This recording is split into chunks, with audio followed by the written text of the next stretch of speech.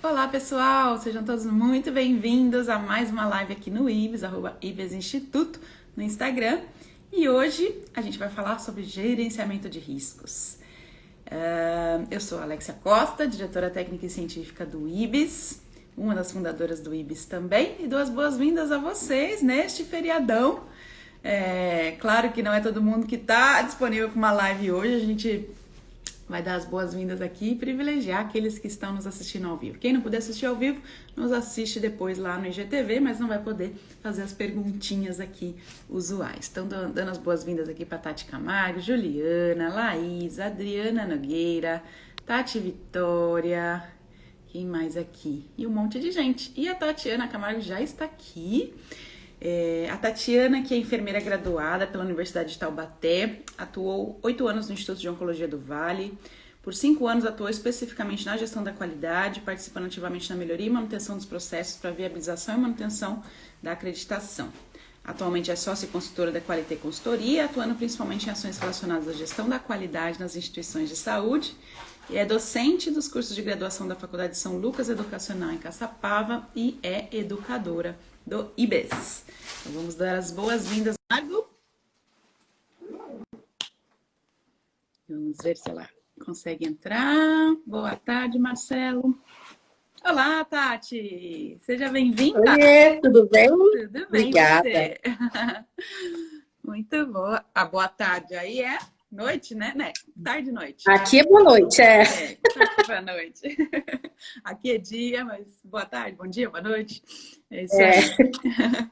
Bom, então, ia perguntar para você, Tati, já fiz sua apresentação aqui, o pessoal já está te conhecendo. Alguns já te conhecem, né? Você é educadora atualmente pela Absolutions, que é uma das empresas do grupo IBES. Trabalhou bastante tempo aí no IOV, que também foi minha casa primária, o primeiro lugar que eu trabalhei. Tenho muito carinho aí por todo o pessoal do IOV. E a gente está preparando um super curso relacionado a ferramentas para uso em gerenciamento de saúde, né? Gerenciamento de saúde.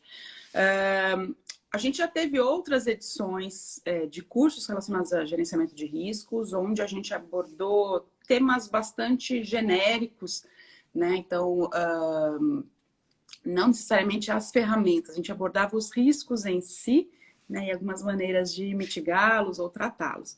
Então, esse é um curso um pouco remodelado. Pela primeira vez, você vai fazer com a Larissa Desotti, que é uma enfermeira super capacitada e também avaliadora do IBES. E eu queria que você contasse um pouquinho para a gente como é que vai ser o curso e no finalzinho eu dou os detalhes aí das datas, etc. Conta um pouquinho para a gente. Então, vamos lá. Esse realmente foi um curso que ele está totalmente remodelado, porque a ideia é que ele seja bem abrangente. Na verdade, todo o conteúdo aí que nós vamos abordar, a gente inicia aí falando dando conceitos sobre gerenciamento de risco, né, fazendo definições, até para as pessoas entenderem, né, de risco, perigo, as diferenças que existem dentro desse contexto. Depois a gente fala um pouquinho, a gente entra na questão da segurança do paciente, porque não tem como falar, né, na verdade, os assuntos eles estão relacionados.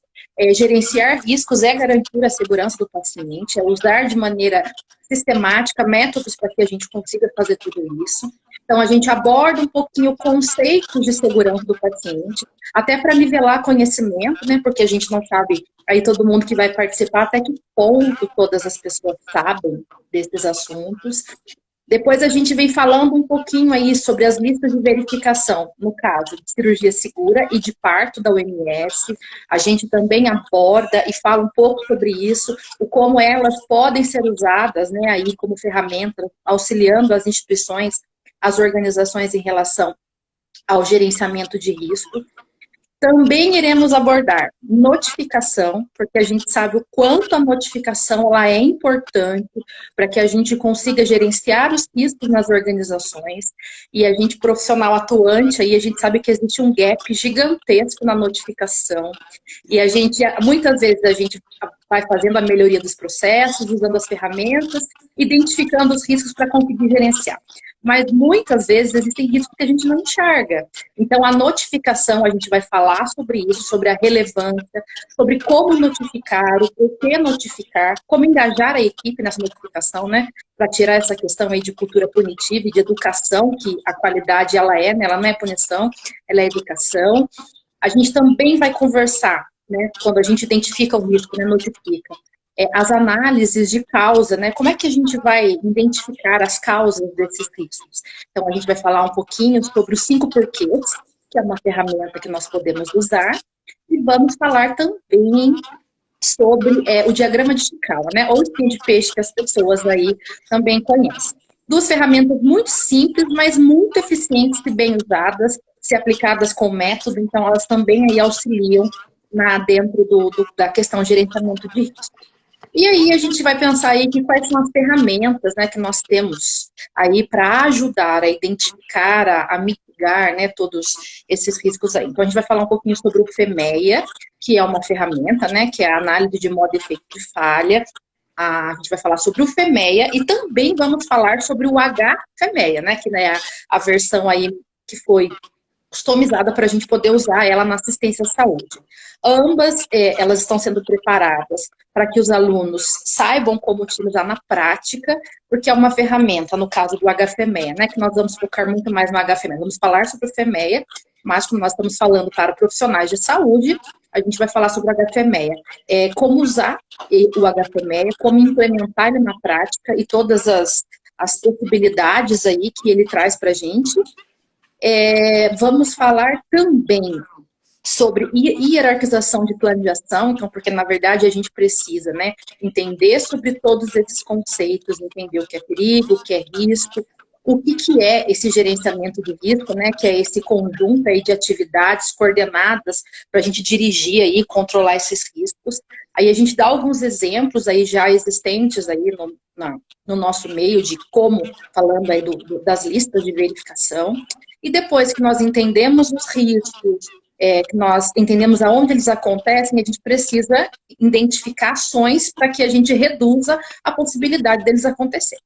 Então, a gente vai falar sobre plano de ação, porque não adianta nada a gente caminhar até aí e não ter ações bem estruturadas, documentadas, com prazos, né? Porque muitas vezes as coisas acabam se perdendo aí na questão do plano de ação. Vamos falar também sobre o SBAR, que é uma ferramenta, né, uma das mais assim, utilizadas aí, uma ferramenta de comunicação estruturada, também como uma aliada no gerenciamento de risco, aí a gente vai falar sobre ela nas transições de cuidado, enfim, nas diversas possibilidades que o SBAR nos traz na sua utilização. Muito bem. Você falou bastante aí da questão da notificação do fluxo, né, de notificação, e eu vi aqui que a Kel Machado colocou que a maior dificuldade hoje é engajar a equipe para notificar. O que você tem a dizer sobre isso? Bom, na verdade é uma dor compartilhada, né? Não é uma dor assim que a gente vive em todas as organizações de saúde. Se a gente for parar para pensar, a gente está aí há 20 anos do relatório, né, sobre o errar é humano, né? E a gente no Brasil, a gente aí vem há um longo tempo trabalhando com isso nas questões de qualidade. Mas ainda existem muitas coisas, algumas nuvens que ficam sobre a nossa cabeça, sobre a questão de que qualidade é punição e não é educação. E essa questão da notificação, ela é cultural.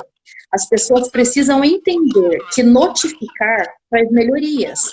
Que quando eu estou notificando, né, eu estou colocando um problema, uma situação, um problema, para que ele possa ser analisado, estudado, para que a gente consiga melhorar os nossos processos.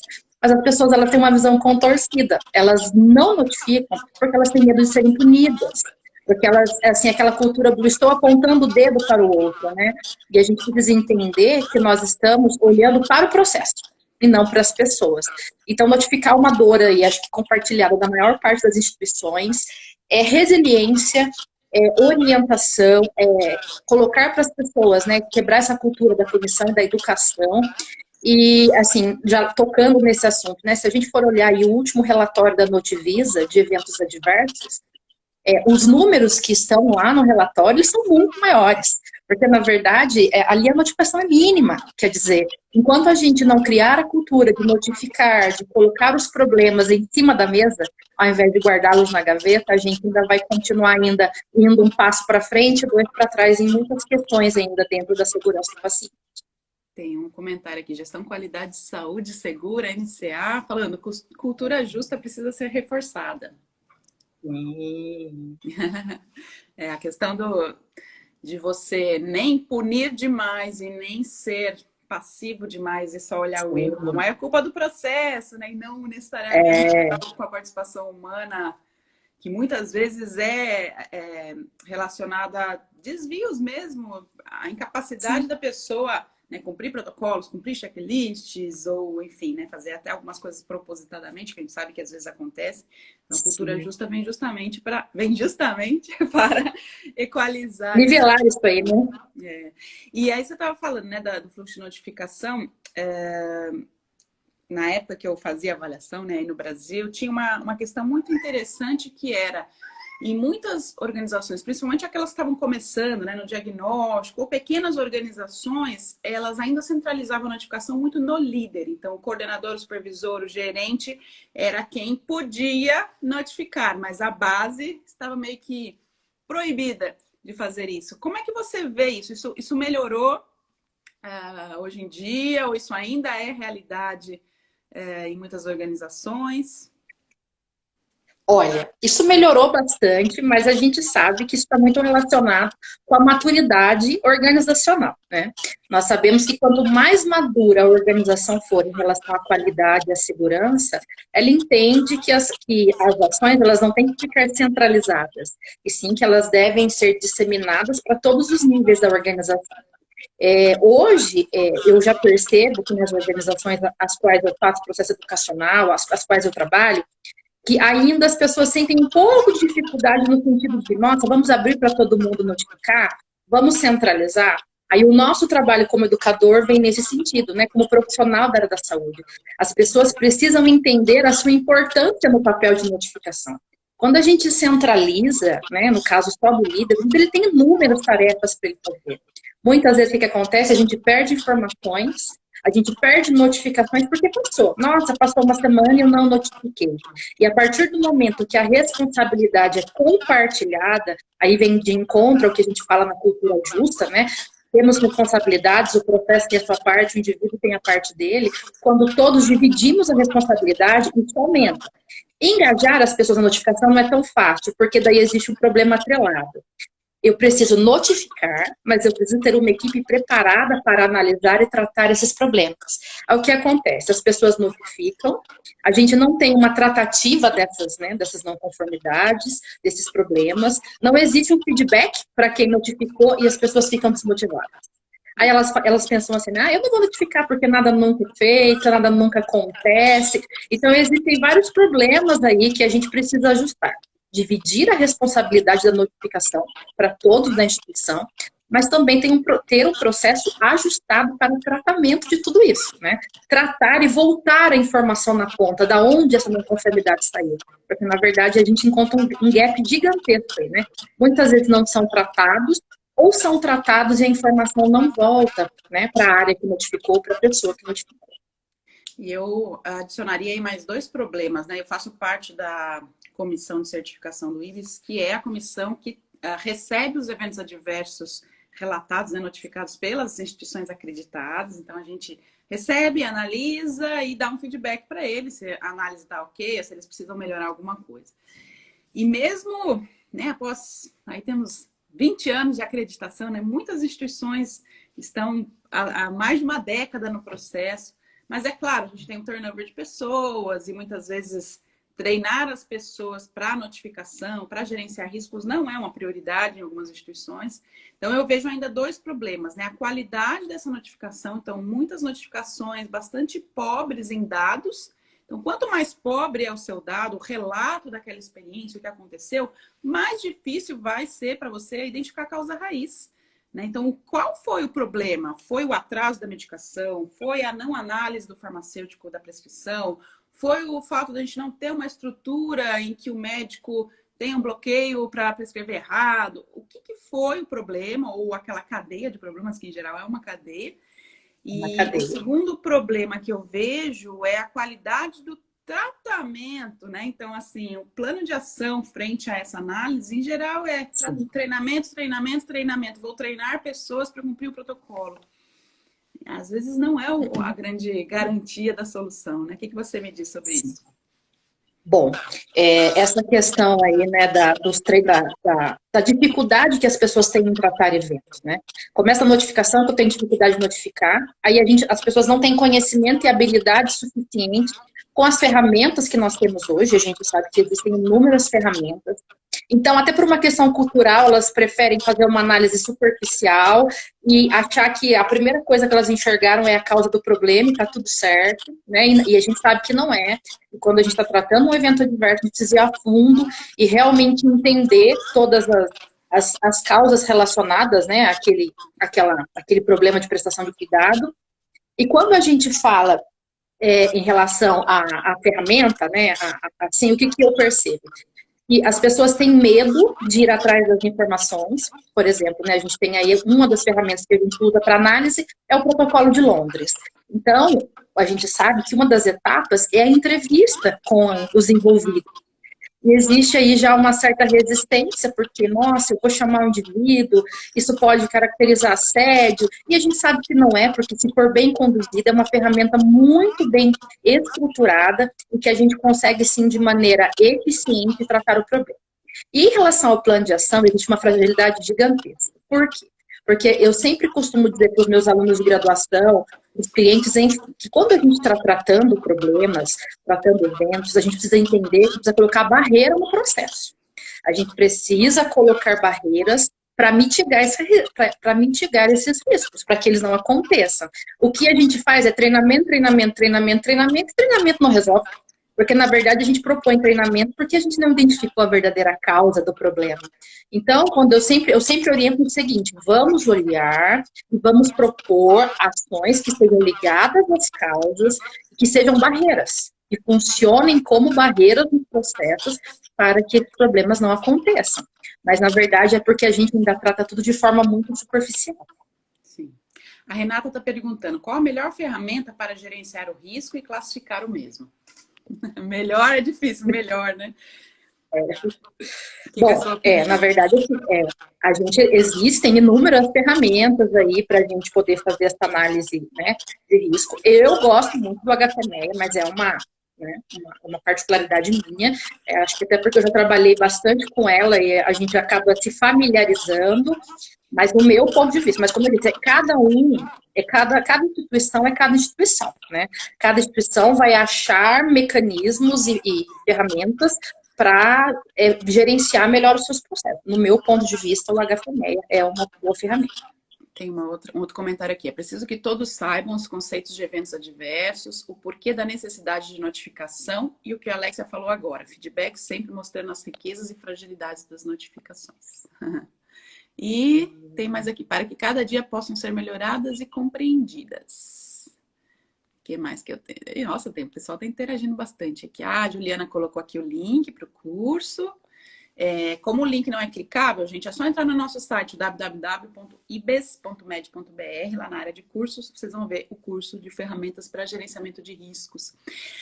E uma novidade, antes da gente falar o detalhe aqui do curso, o ano que vem a gente vai ter uma grade de cursos totalmente diferente, cursos que vocês nunca viram, cursos com temas inovadores. A gente entendeu que assim, o IBS acaba criando tendência, né? A gente cria um curso e outras organizações em 6, 12, 18 meses acabam copiando nossos cursos e efetivamente colocando em prática, o que é bastante triste, porque a gente tem todo um trabalho, né, de, enfim, customizar nossos cursos, buscar referências bibliográficas sempre muito atualizadas, mas sempre vão ter aqueles sem nenhum pudor que pegam nossos materiais e começam a criar cursos por aí. Então, a gente decidiu que a gente vai modificar totalmente a grade dos nossos cursos. Então, quem quiser fazer um curso de ferramentas da qualidade, de gerenciamento de riscos, em saúde, esse é o momento, porque esse curso não vai acontecer o ano que vem, tá? Esse curso é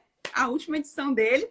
Então, quem tiver aí com muito entusiasmo, muita vontade de fazer esse curso, espera para o ano que vem, porque ano que vem você não vai ver esse curso na nossa grade, porque a gente vai ter cursos realmente inovadores aí, a gente vai divulgar logo, logo para vocês todas as ementas. A Dani falando aqui, ó, acredito que o treinamento vem da cultura de que os erros são pessoais, não de processos. Ainda falta maturidade. O que você fala sobre isso, Dani, Tati? Eu concordo, né, em partes com o que ela falou, mas eu ainda tenho aquele pensamento de que treinamento, assim, as pessoas falam treinamento porque elas focam na pessoa, né, enfim. Mas porque elas tratam de forma muito superficial. E quando a gente fala de treinamento, enfim, treinamento, para ele ser efetivo, ele tem que ser um treinamento, ele tem que ter um treinamento bem estruturado e que realmente atinja o objetivo da onde é que o problema aconteceu, certo? Quando a gente fala, por exemplo, de treinamento aí, a gente está falando de questões técnicas, né? Nossa, a gente está tendo desvio na técnica. Então, aí realmente, eu concordo que a gente precisa de um treinamento. Mas ainda acho que treinamento não é a primeira solução, porque você precisa fazer uma avaliação bem feita desse evento, analisar as causas e propor barreira. Na verdade, é mergulhar. Na verdade, sair do raso, na verdade, né, de olhar tudo por cima, porque é tendencioso isso, né, do ser humano. Ah, por que aquele problema aconteceu? Ah, por isso. Quer dizer, o que a gente sabe com as ferramentas? Que a gente deveria perguntar no mínimo 5 vezes o porquê, porque a gente começa a perceber que o que a gente achava que era, não era, para a gente poder entender o que realmente acontece e trazer soluções efetivas. Muito bem, muito bem. Bom, então o curso, gente, para quem quiser aproveitar que ainda a gente está fazendo os cursos online ao vivo, então você tem interação direto com a Tatiana, direto com a Larissa, para fazer as perguntas, para fazer os exercícios. Vão ter exercícios durante a aula, né, para vocês reforçarem o aprendizado. Então, a gente não sabe, né, até quando vai essa pandemia, até quando a gente não vai voltar a fazer os cursos em hotéis, e aí vocês têm gastos de logística, gastos, né, da própria hospedagem. Então, aproveitem que está tudo sendo feito online. Com todos os cursos nossos estão com 20% de desconto. Então, aproveitem esse momento. Vai ser dia 30 de novembro, das 8h30 às 17h30, online, ao vivo. Mas se você tiver matriculado e de repente não puder fazer o curso inteiro ao vivo, você tem só meio período para fazer ao vivo, você consegue ter mais 7 dias para assistir o curso depois, tá? Para pegar o seu certificado. E para se inscrever é no www.ibes.med.br, na área de cursos. A Juliana colocou aqui de novo o link, mas é facinho de vocês entrarem no nosso site e se matricularem. Últimas dicas ou, enfim, informações que você gostaria de dar para que os alunos realmente fizessem o curso e se interessassem pelo tema? Bom, essa semana eu conversando com uma amiga, ela veio me perguntar sobre o curso, né? Aí a primeira coisa que ela me disse foi, Tati, a gente tem muita dificuldade de fazer gerenciamento de risco na instituição onde eu trabalho. Aí, papo vem, papo vai, né, a gente conversando. O que eu entendo que é o problema dela e que é a maior parte das instituições? As pessoas, elas costumam focar somente nas instituições, né, nos riscos clínicos. E quando a gente fala de gerenciamento de risco, a gente precisa entender que é um gerenciamento de risco sistêmico, não é verdade? Que a gente fala de riscos clínicos e não clínicos. Existem riscos ambientais, financeiros, enfim, que impactam na segurança do paciente. Então, quando a gente fica muito focado só numa coisa, né, a gente não consegue enxergar como um todo. E a organização, o hospital, a clínica, enfim, ela é um todo, não é verdade? Então, esse curso, ele vai trazer para vocês essa possibilidade de vocês enxergarem todas essas questões, né? Essas questões dos riscos clínicos, não clínicos, o quanto tudo isso pode impactar na organização, o quanto olhar para os riscos de forma sistêmica traz benefícios para a instituição, e aí depois a gente vai entrar com as ferramentas ensinando vocês como é que vocês vão trabalhar com cada uma delas para conseguir fazer esse gerenciamento de risco eficiente. Muito bem. Eficiente faz toda a diferença, né, Tati? Não adianta colocar uma tabelinha de riscos lá na sua unidade, olhar para ela por um ano e o ano que vem você revisa. Não, né? É realmente colocar em prática. Infelizmente é o que acontece em muitas organizações, né? Faz a tabelinha para a acreditação e não para a gestão da própria unidade, né? Aí passa a visita, fala assim, agora eu esqueço disso até o ano que vem, quando eu vou olhar para essa tabela de novo. Então é muito triste. Não pode ser assim, gente. Gerenciar riscos é evitar danos, é evitar mortes, né? Que são preveníveis. E a gente tem uma obrigatoriedade moral e ética como profissionais de saúde para estar o tempo todo gerenciando riscos desse paciente, da organização, para que a gente efetivamente não cause nenhum incidente. É isso aí. Então, 30 de novembro, estamos aguardando todos vocês para esse super curso com a Tati Camargo e a Larissa Desordi. São duas enfermeiras aí super competentes no tema e que eu tenho certeza que vão agregar muito valor. Tati, muito Esperamos todo mundo lá. Obrigada a você. Obrigada, um grande abraço. Um abraço para todo mundo. Curta um restinho de feriado. Obrigada, tchau. Tchau, tchau.